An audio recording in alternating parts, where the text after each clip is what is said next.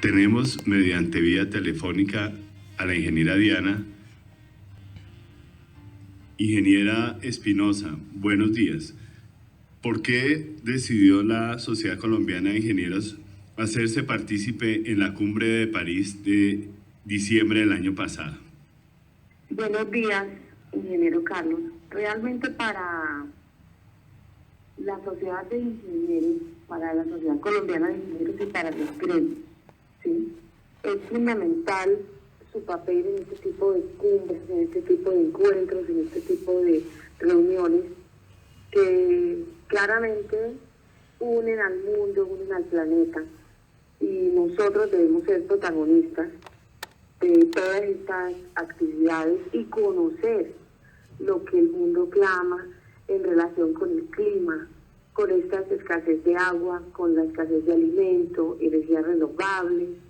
Entonces, para la sociedad es importante porque como gremio nosotros debemos buscar en nuestros afiliados que trabajen con la innovación, con buscar diseños que mejoren y que hagan una nueva infraestructura social con nuevas soluciones que den respuestas a estas nuevas condiciones de vida que tenemos los humanos en el planeta. Tenemos claramente establecido y conocido que hay varias épocas y en los últimos años climas extremos, escasez de agua en grandes sectores del planeta y de nuestra región, buscar cómo podemos encontrar con energías renovables soluciones para cambiar combustibles fósiles por energía solar, por energía eólica, que sean sistemas que puedan ser mucho más sostenibles, ¿sí?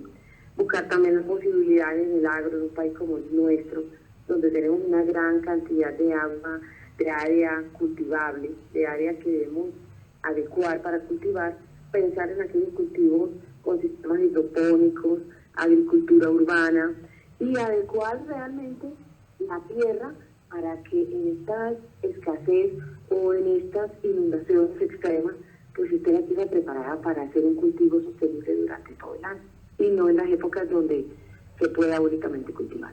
Ingeniera Diana, usted es podradora de medio ambiente, pero en general, en los países de América, en Europa, ¿qué tanto se incorporan los temas ambientales a las grandes obras de infraestructura y qué tanto respeto hay en la selección de materiales y en la selección de métodos que protejan al medio ambiente en las obras de infraestructura? Bueno, realmente en Europa y en otros países del mundo, dada la escasez por ejemplo, del territorio, del espacio, de agua, ellos y buscando hacer más infraestructura con los pocos recursos que tienen, son equipos de trabajo de mucha investigación y de mucha tecnología, donde se han implementado medidas precisamente para suplir la falta de recursos, no solo naturales, sino de espacio y de posibilidades para hacer una infraestructura realmente sostenible. Nosotros en Colombia tenemos una gran posibilidad, no solo porque no tenemos las 4 estaciones, ellos allá tienen que hacer hidroeléctricas en muchas regiones extremas, por ejemplo, no solo en Europa, sino en mismo Sudamérica, hidroeléctricas en unos sitios donde solo neva durante todo el año, y así muchas horas de infraestructura. Realmente nosotros somos unos bendecidos porque merece primero estar en el trópico, tener la cantidad y el espacio que tenemos para hacer la infraestructura. Nuestros recursos naturales deben ser una fortaleza y no una debilidad. Nosotros debemos aprender de aquellos países ya desarrollados donde han hecho en los últimos años, 30 años, una infraestructura impresionante, o 20 años como China, donde ellos realmente han sabido cotejar y sacar al paso adelante esta infraestructura. Realmente en Colombia debemos tomar y buscar esa transferencia de tecnología de aquellos países desarrollados o de aquellos países que hoy en día tienen una infraestructura que está entre las mejores del mundo. Ellos tienen las facilidades y han hecho mucha investigación, que es parte de lo que nos falta a nosotros, Carlos. Precisamente uno de los acuerdos y de los convenios que la Sociedad Colombiana de Ingenieros bajo mi administración firmó el año pasado en diciembre con la Sociedad de Ingenieros de la China, Ingenieros Civiles de la China, es sobre tecnología e investigación para aquellos jóvenes que tengan ideas por falta de recursos no llegan a feliz término. Recordemos la dificultad que hay en Colombia para recursos de ciencia y tecnología e innovación. Entonces, esto es uno de los acuerdos que nosotros debemos explotar a nivel de los ingenieros jóvenes, que sean socios de la sociedad y que quieran dar ideas y que podamos conseguir los recursos y el trabajo de estas agremiaciones de otros países que están mucho más adelantadas que nosotros en cuanto a investigación y tecnología, ¿cierto? Pero lo fundamental es que ellos aprovechan el mínimo espacio con la mejor tecnología, aprovechan el tiempo, ejecutan obras en tiempo récord y obras realmente bien fundamentadas, bien construidas, con unas rigurosidades, no solo en la concepción de la obra, sino en la planeación y el diseño. Si nosotros comparamos países como Japón, donde le invierten mucho más a la consultoría, pues no como nosotros aquí, todo lo que debemos hacer al tiempo, queremos que el contratista diseñe, que las obras se hagan en un tiempo récord, sin haber hecho una investigación, una planeación y una consultoría realmente adecuada para que la obra tenga la mínima incertidumbre durante la construcción. Ingeniera, usted a lo largo de estos años ha llamado la atención sobre la importancia que el país deje un porcentaje importante para los estudios de ingeniería. Recientemente, frente a otro de los problemas recurrentes de infraestructura, se ha hablado que falta planeación.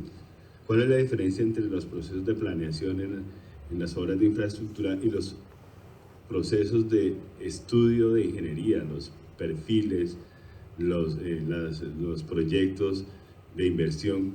¿Y por qué es tan importante que haya un porcentaje decidido y pactado desde el principio para que refinerías o carreteras o túneles empiecen con diseños claros de detalle antes de asignar la obra?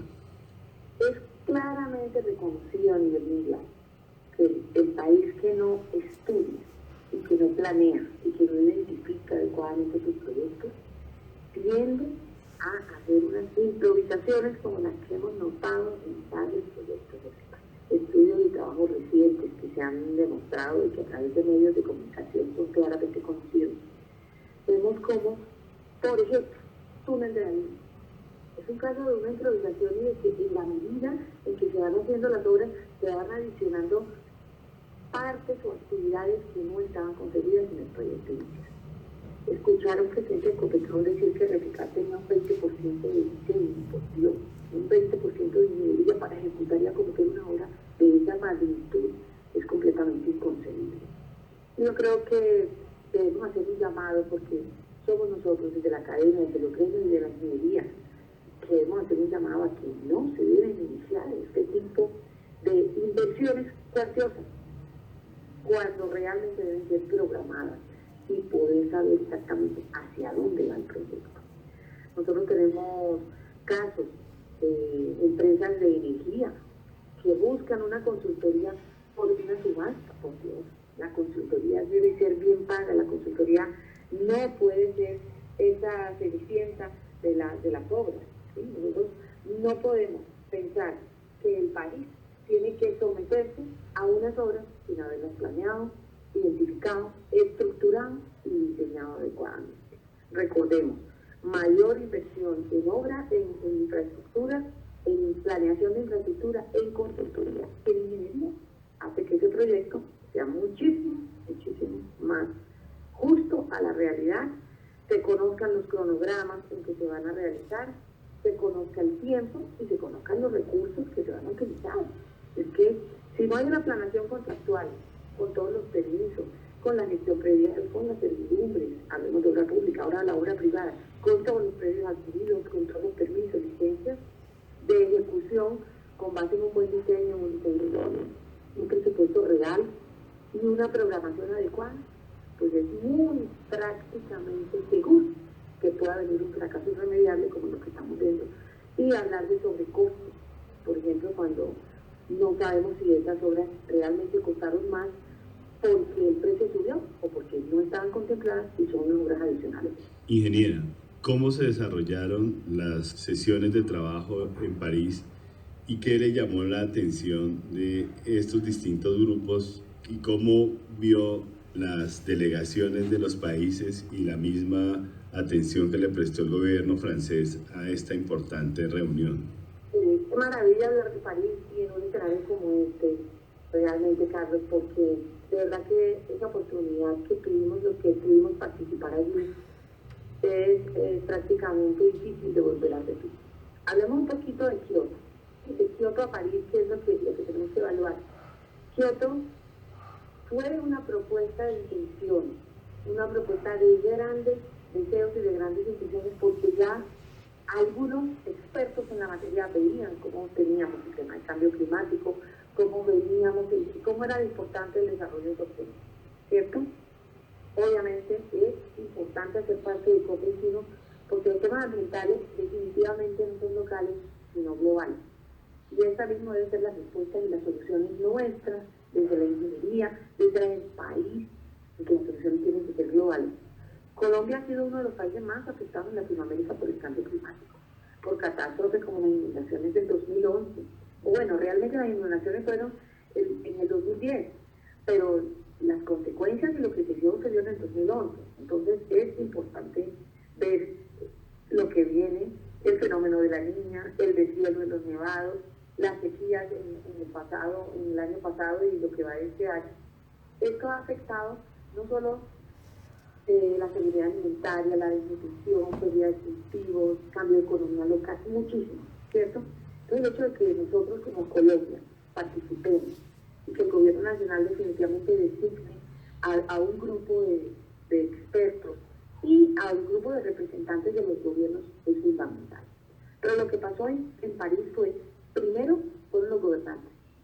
Fueron a tomar la decisión y a firmar el compromiso de que efectivamente más de 190 países dijeron sí a comprometernos, a colocar recursos, a colocar dinero para investigación y que los países más poderosos económicamente se comprometan a colaborar a los países de menos recursos para financiar las inversiones que necesita afrontar el cambio climático en el planeta. Yo creo que este es el gran logro. Nosotros solos no vamos a solucionar nada. Colombia, pero tampoco con recursos, y si no estamos organizados, ni mentalmente preparados, ni académicamente estudiados para afrontar y buscar la implementación de nuevas medidas de manejo en las zonas de infraestructura, en las zonas agropecuarias, en las mismas empresas de servicios públicos. Y aquí estamos pensando en lo que vamos. No, todos somos parte de la solución y todos tenemos que invertir para afrontar el cambio climático y poder cumplir a esos principios de sostenibles que nos depara el milenio y que debemos tener cumplidos por lo menos al 2030. Entonces necesitamos generar ese cambio entre todos. Al interior del país ya se están empezando a hacer algunas articulaciones de sectores financiero, agrícola, de infraestructura. Podemos pensar en unas finanzas para afrontar los cambios climáticos. Ingeniera, ¿qué tanto se avanzó entre Kioto, que era esa declaración de buenas intenciones, y lo acordado en París, y qué tan serio se vio a esos gobiernos que no mandaron delegaciones solo de técnicos, sino que también acompañaron a esas delegaciones con funcionarios del más alto nivel político? Vea, encontrar, por ejemplo, personalidades como los Kerry, como presidentes y jefes de Estado, y como presidentes de los diferentes países y secretarios de Estado, o sea, Estados Unidos mantuvo todo el tiempo los secretarios de Estado en las delegaciones. Entonces, aquí la gran diferencia, los países desarrollados se comprometieron a financiar los recursos para adaptación y mitigación del cambio climático, mejorar la preparación en respuesta ante emergencias, valoración de los daños irreversibles, aseguramiento de las pérdidas invalibles. Es decir, se llegó a un acuerdo de un esfuerzo para reducir el incremento de la temperatura global solo en 1.5 grados centígrados, ¿cierto? El objeto global de adaptación del cambio climático, fortaleciendo las capacidades de la resiliencia. O sea, tenemos que estar preparados para ello. Disminuir la vulnerabilidad, por ejemplo, en el caso de Colombia. Eso quedó claramente analizado y establecido. Debemos prepararnos para ello. Entonces, es importante recordar los objetivos del milenio, ¿sí? Definitivamente tenemos que eliminar la pobreza. Debemos buscar aquellas cantidades de investigación en la industria de innovación e infraestructura, ¿sí? Debemos conservar la vida de los ecosistemas terrestres y la vida submarina. Colombia tiene gran responsabilidad. Es el único país de Sudamérica que tiene claramente presencia en las dos costas, en los dos océanos, y tenemos una responsabilidad muy grande. El tema de paz, de justicia, de instituciones sólidas, todo eso tenemos que trabajar. Estos son muchísimos, ¿cierto? Y entonces lo exitoso de todas estas, digamos, deliberaciones es encontrar esa alianza para cumplir y lograr esos objetivos. Debemos hacer producción responsable, consumir responsablemente. El tema de agua y saneamiento básico, que se viene hablando de muchísimos años.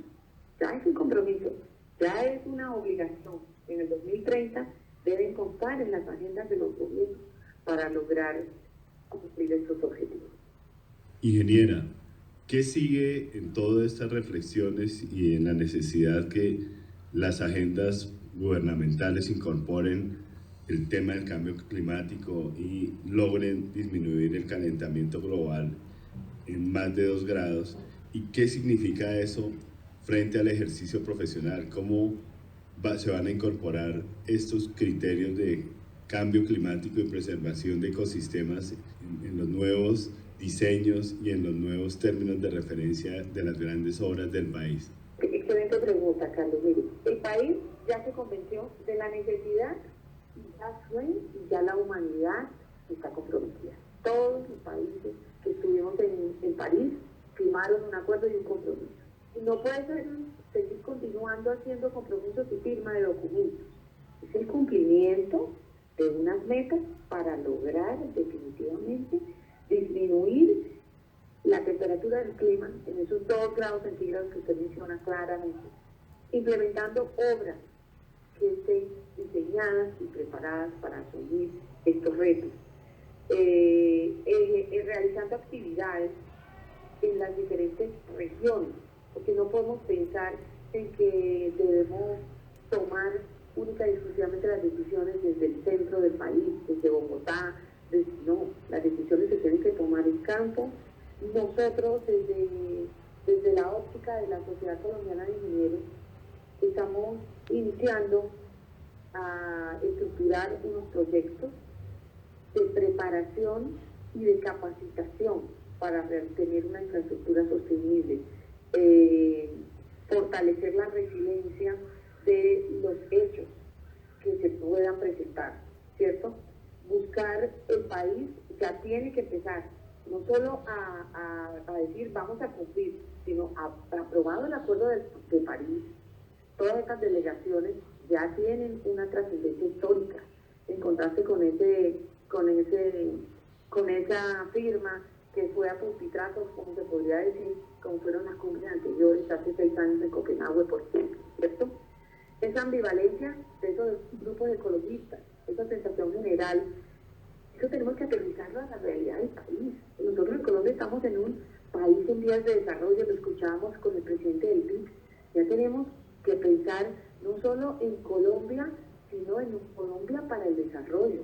O sea, no podemos pensar que la presencia de nuestros recursos naturales, la biodiversidad existente, la cantidad de etnias que conforman nuestro país, sean la piedra en el zapato para el desarrollo, ¿no? Tenemos que pensar en recursos para ejecutar obras que permitan mejorar la calidad de vida de todos los colombianos, desde los que viven más alejados, desde los indígenas que tienen consejos comunitarios, que pensemos, consejos consultivos, que piensen en que tenemos que ir hacia adelante, es todo el país. Debemos también tener unas instituciones fuertes que permitan hacer esos diagnósticos de realmente cuál es la necesidad que tienen todos los colombianos. Que hay unos proyectos de interés nacional denominados por el gobierno PIN, deben salir adelante pero con esa cantidad de obras de mitigación y de soluciones para disminuir los impactos que estos proyectos ejecutan y al ejecutarse presentan a la comunidad que se encuentra alrededor o en el área de influencia, ¿cierto? Pero pensemos que el área de influencia cada vez es más grande, entonces tenemos que buscar soluciones unánimemente de todas las áreas para mejorar y buscar el desarrollo económico. Yo creo que el 2030, ayer el miércoles lo dice el presidente del BID, Colombia ya está, el BID está pensando en las inversiones de Colombia para el año 2030.